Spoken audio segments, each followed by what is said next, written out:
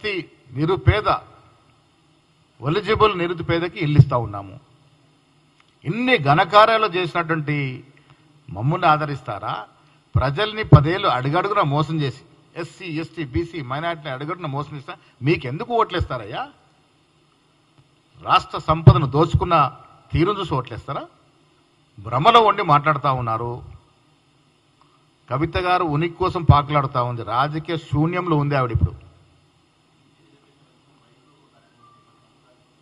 అసలు వారికి ఏ అర్హత లేదు. నేను ప్రతిదానికి ఒకటే ప్రశ్న కవిత గారికి, మీరు రైలు రోకో చేయండి, విమానం రోకో చేయండి, సముద్రంకి వెళ్ళి పడవల రోకో చేయండి, ఇవన్నీ చేసే ముందు ఒకే ఒక్క ప్రశ్నకు జవాబు చెప్పాలి. 10 ఏళ్ళు మీరేం వెలగబెట్టారు బీసీలకి?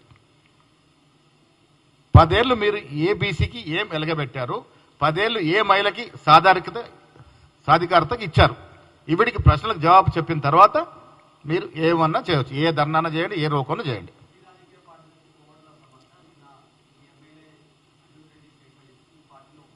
అనిరుద్ధ్ రెడ్డి ఇచ్చిన స్టేట్మెంట్ని తీవ్రంగా పరిగణిస్తూ ఉన్నాము.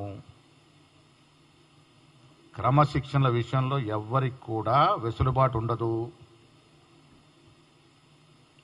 ప్రతి పార్టీలో కోవట్లు ఉంటే ఉండొచ్చు, దానికి ఆధారాలు ఉండాలి కదా మాట్లాడే ముందు.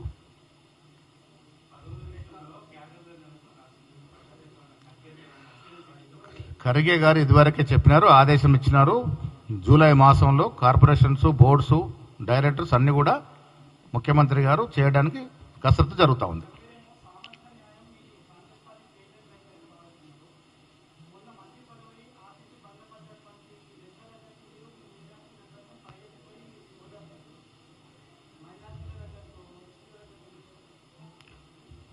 ఎస్టీలతో మాట్లాడినాము. నేనే స్వయంగా బాలనాయక్తో మాట్లాడినాను. ఎస్టీకి డిప్యూటీ స్పీకర్ ఇచ్చినాము. సిటీలో అందుబాటులో లేని ఆది శ్రీనివాస్ గారితో ఫోన్లో నేనే మాట్లాడినాను.